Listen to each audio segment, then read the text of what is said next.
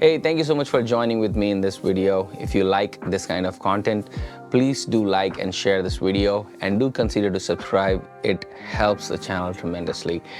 In this video, I'm going to talk about basic home recording studio. Over the years, people have asked me, how can I start my own studio? How can I set it up? What are the gears that we need? Where to start? I have no clue. I don't have a space. Can I start it in my bedroom? Can I start it in my garage?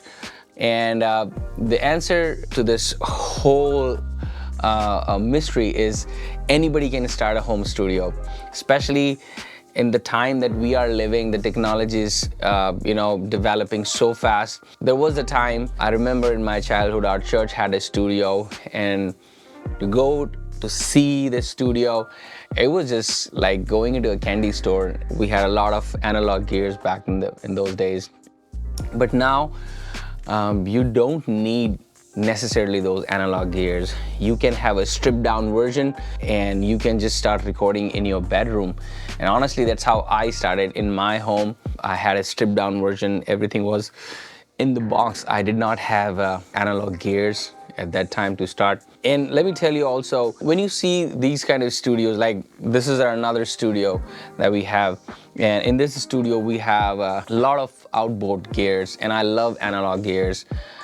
We do have a mixing station where we mix in the box, which means we just mix with the plugins and stuff like that. But we use a hybrid solution where we have a hardware and we have a software which we combine to mix and master and record. Let these kind of set not overwhelm you. You can always start from the basic, and to start with that, you need to understand what are the fundamental or the core components of a audio recording studio is. So this is what I'm going to share in this video. So let's talk about what do you really need for a home recording studio. So in any studio, there are two parts of this whole setup. One is a hardware side of it, and another one is a software side of it. So I'm going to talk about hardware first. All right, so let's just talk about the hardware that you need in your studio. The very first thing that you need in your studio is a computer. A computer is a heart in your studio. This is the place where all your VST plugins, your FX, your DAW will live in. I'm using Mac M1 13-inch MacBook Pro. So with that, the second thing you need, a device that can connect to your computer in order to provide a recording sound, and we call it an audio interface. Now this is a budget option from Behringer. It's a U-Phoria. I think it's $100 something, but if you don't like Behringer, you can always go with Focusrite Scarlett series or PreSonus. But again, in my testing, in my day-to-day use, I have seen all these interfaces in this price range. They sound just the same. So let's connect the audio interface to your computer, to your DAW. So to do that, you need a USB cable that goes from your computer to your audio interface. And when you buy an audio interface, these cable just comes in the package. So now the audio interface is connected and you see the power light on it. You also see here 48-volt power light. It's because if you are using a mic like that, which is a good possibility that you would be using in your studio, it's a condenser mic and this mic needs additional power to run. This power comes from your audio interface. All the audio interface would have this functionality where the interface will produce additional 48-volt phantom power, that's what we call it, to provide to your mic to run it. You can always use a dynamic mic like this one. It's a SE dynamic mic. They both sound different. It's not that this sound better or that sound better, this sound worse or that one. They all have their own place in recording. Now to connect these mics, you need an XLR cable. An XLR cable looks like this, where you have a male and female end. The male end that you would have in the cable, you would connect it on your audio interface. The female end, you would connect on your mic. So as you can see, as soon as I connected, the audio started coming on my computer. If you can see the levels going up on my computer. Hey, check 1, 2, 3. So I'm gonna hit a recording on my computer and let's see what kind of levels are coming. Hey, check 1, 2, 3, check 1, 2, 3. Hey, check 1, 2, 3. So now you can see we have just made simple recording. My voice goes into the microphone through my audio interface into my computer. And just like that, you start recording your song. Now that was your microphone. What about if you have an audio unit or a plugin that produces a beat or something? So for example, I have Virtual Drummer Deep from UJam, and I'm just gonna pull a sample beat here. And as you can see, now there is a rhythm or a beat with my audio recorded. Hey, check 1, 2, 3, check 1, 2, 3. So this is how you do it when it comes to your recording. Now, when you're recording, make sure that you're not have your speakers on like this, because that would not help you. Why? Because if that will happen, the audio that is coming out of your computer will go in the mic and you will not have a clean recording. To fix that, you use a headphones.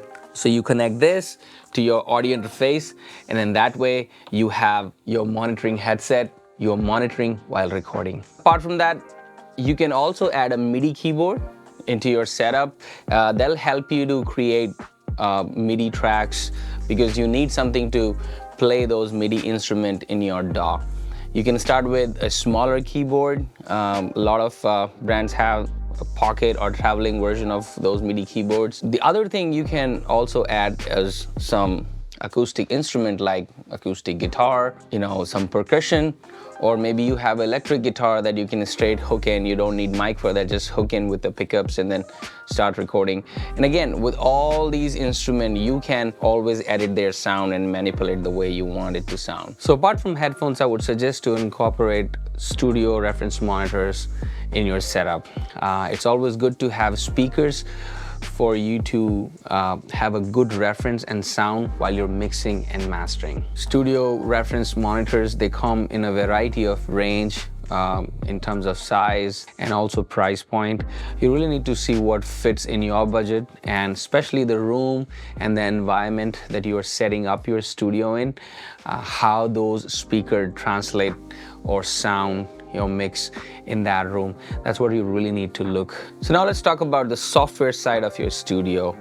To have an audio studio, you pretty much need a DAW, which is a digital audio workstation. You can start with Logic if you are an Apple user, or Fruity Loops. A lot of people start with Fruity Loops. It's a really great software for the beginner, and even for advanced people, a lot of good producers use Fruity Loops. You can start with Ableton Live, you can start with Studio One and Nuendo, Pro Tools. List goes on, and it's a war out there. People are loyal to one DAW and they say that this is the best, but trust me, I've used a lot of these DAWs and they don't sound different. It's just about how user-friendly they are, how easy to use they are, how you can work faster your mix or recording. That's where it all comes down to. So you need a DAW basically to have all these instruments coming in, being layered and recorded, right? The second piece of software you need, it's something called plugins. Every DAW comes with a huge set of plugins, everything that you need to start with. You have your EQs, you have your compressions, you have, your effects, you name it, everything is there. Even pretty much all the DAWs have their pitch correction softwares included in that. So you can start with that. And once you are good with that, you're happy with what it's doing, you're understanding it better, and you're developing your skill, then you can always bump up your purchases, your skill, and your collection to have more that you need. The other important thing that comes into the consideration is a place where you sit and you create this workstation, right? Like maybe your room, or you have your bedroom where you are initially starting, or maybe you are coming to a place where you're like, okay, I need a dedicated place. And at that time, I would suggest considering treating your room, because it is really important, especially when you're using or mixing on the speakers. The sound that comes out of speakers, and by the time it reaches to your ear, there are a lot of factors between the source and the receiver, which is our ear. There are a lot of factors that can manipulate or change that sound, and one of the factor is your room. If your room is not treated properly, what I mean, if your room is not deadened, it has a lot of reflection, and based on your room sound, you may be making changes and mixes based on that. And when you go in your car or in a different place, or maybe put it in your phone to listen to your mix, you would hear it totally different. So consider a place which is decently treated acoustically. Apart from that, if you are mixing on headphones, it's a different gameplay now. Your room is not a factor, because the sound from the source is not coming in the room and going to your ear. Now sound is coming right at your ear from the source. So there is nothing between the source, which is your headphone, and to your receivers, which is your ears. So there's nothing in between that. So the room and the reflection does not even come into consideration at that point. So now let's talk about mixing and mastering. And again, if you have a small home recording setup or studio, from envisioning the song, writing the music or writing the lyrics, to recording it, to producing it, to mixing it, to mastering, it's all your job. Trust me, I have been there. I know how it feels. Sometimes it feels quite frustrating, but in this whole process, when you do all these things, you learn a lot, you understand the whole process, you understand music as an art. And again, if you have a small recording setup, this is my suggestion. If you want to go ahead and mix and master your song, go ahead and do it. But it's always a good idea to send your songs someone else to mix it.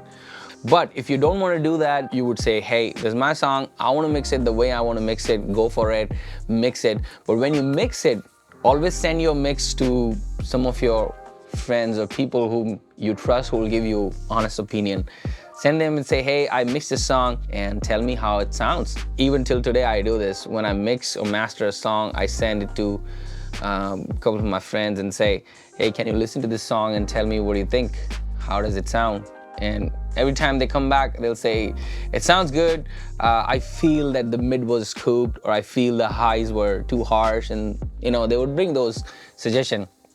And then I will go back and I'll try to tweak it, and then the end result is always better. So do that, it'll help you. Again, that is mixing. And also for the mastering, if you want to master your song by yourself, you're more than welcome to do that. It's your song. But I have seen, in my experience, when I have sent my song out for mastering, the mastering engineer, because they have a dedicated mastering setup, they would tweak my sound or enhance my mix in the final stage of mastering in a way that it would sound better, and it'll sound, they call it radio ready or industry standard.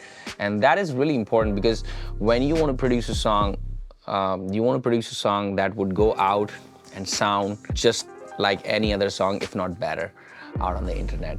All right, so that is mixing and mastering. And again, we're talking about the home studio setup. As I said, learn, practice, and that's how you will grow. And as you will learn, you will start doing your own mixes and masters. And if you're not comfortable, it's always a good idea to send it to someone who does mix as a full-time job, or have a mastering studio, so that they can mix and master your song, and your song will come out really great. Thank you once again for joining this video. I hope this video will be some kind of help to you. Thank you once again for joining.